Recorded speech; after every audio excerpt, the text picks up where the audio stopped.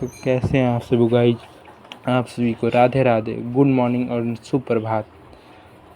एक कहावत कही गई है कि है हेलो छोड़ो, हरे कृष्ण बोलो। तो हरे कृष्ण राधे राधे। आप सभी को आज हम इस वीडियो में सूरदास जी, जो कि कृष्ण के परम भक्त हैं, उनके द्वारा लिखी गई ये जो दो पंक्तियाँ हैं, इन दो पंक्तियों के बारे में हम आपके सामने चर्चा करेंगे कि इस दो पंक्तियों का अर्थ क्या होता है। तो आप बने रहिए इस वीडियो में और मैं आप सभी को बताऊंगा कि इस दो पंक्तियों का अर्थ क्या होता है। तो चलिए शुरू करते हैं।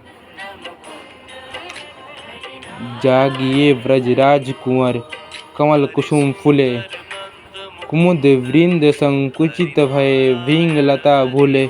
अर्थात प्रस्तुत पद सुरसागर से संकलित है, जिसमें सूरदास मातृ स्नेह का भाव प्रदर्शित कर रहे हैं और माता यशोदा अपने पुत्र कृष्ण को सुबह होने पर जगाने का प्रयत्न कर रही हैं। वो कहती हैं कि हे ब्रज के राजकुमार, अब आप जाग जाइए, क्योंकि अब कमल के पुष्प जो हैं वो खिल चुके हैं और कुमुद वृंद संकुचित भय।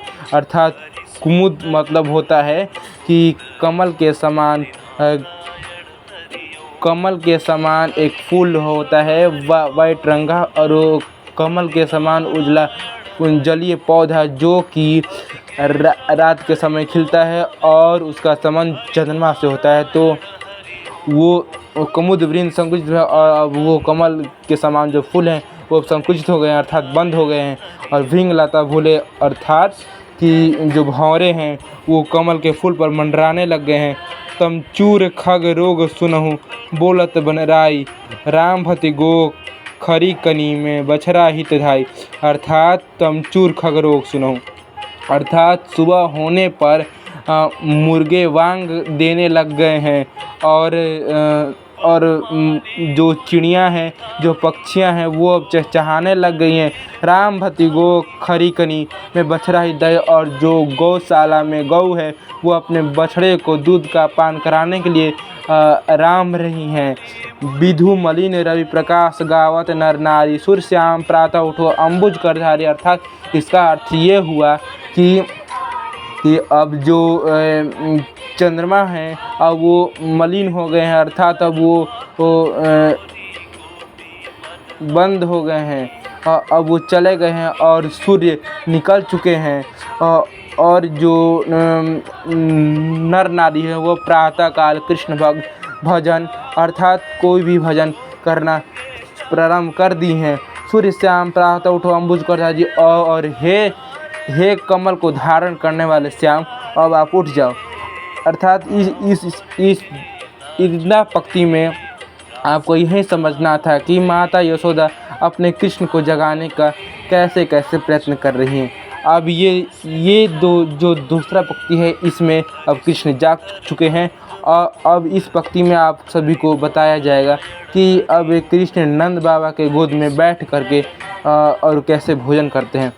तो जेवत श्याम नंद की कन्हैया, अर्थात जो कृष्ण हैं, प्रस्तुत पद सुरसागर से संकलित है, जिसमें सूरदास जी माता पिता स्नेह का भाव प्रदर्शित कर रहे हैं। और इस पंक्ति में आप सभी को जेवत श्याम नंद कन्हैया, कछु खात कछु धरनी गिरावत, छवि निरखती नंद रनिया। अर्थात इसका अर्थ ये हुआ कि जो कृष्ण है वो नंद बाबा की गोद में बैठ गए हैं और कुछ खा रहे हैं और कुछ धरती पर गिरा रहे हैं, और इस छवि को नंद की रानी माँ यशोदा देख रही हैं। बड़ी बड़ा बेसन बहुभातनी, व्यंजन विविध अगनिया, डारत खात लेत अपने कर, रुचि मानत दधि दुनिया। अर्थात इसका अर्थ ये हुआ कि माता यशोदा के आंगन में बहुत से व्यंजन, बड़ा बेसन, बहुभातनी, अर्थात बहुत से व्यंजन जैसे रोटी दाल चावल, आम की चटनी, पापड़ इत्यादि जो भी चीज़ें होती हैं, दही मक्खन मिश्री, और ये सभी चीज़ें नंद बाबा के आंगन में रखी हुई हैं कृष्ण के लिए। और अब डारत खात लेत अपने कर, अपने हाथ से कृष्ण डरते डरते अर्थात मतलब कि खा रहे हैं, खुद से खा रहे हैं। और रुचि मानव दुनिया और उनकी जो रुचि है वो दूध से बने इत्यादि चीज़ों पर उनकी रुचि है। जैसे राबड़ी इत्यादि जो जो दूध से भी जो दूध से जितनी भी चीज़ें बनती हैं उन सभी को कृष्ण उन सभी चीज़ों से कृष्ण को बहुत प्रेम है। मिश्री दही माखन मिश्री करी, अर्थात मिश्री दही माखन को अपने हाथ से उसको मिश्रित करते हैं, अर्थात उसको मिलाते हैं और मुख नावत छवि धनिया और अपने मुख में खाते हैं। आपुन खात नंद मुख नावत, अर्थात अपने से अपने आप से खाते हैं और नंद मुखनावत और नंद बाबा उनको खिलाते हैं। सो छवि कहत न बनिया, और इस छवि का रूप हम आपके सामने नहीं प्रकट कर सकते।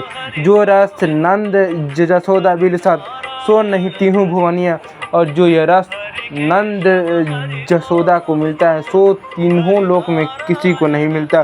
भोजन करी नंद अचमन लीनो, अर्थात कृष्ण के भोजन करने के बाद नंद ने दत्वन किया और मांगा सुसुर जुठनिया, अर्थात कृष्ण के जूठे भोजन को नंद बाबा मांग रहे हैं।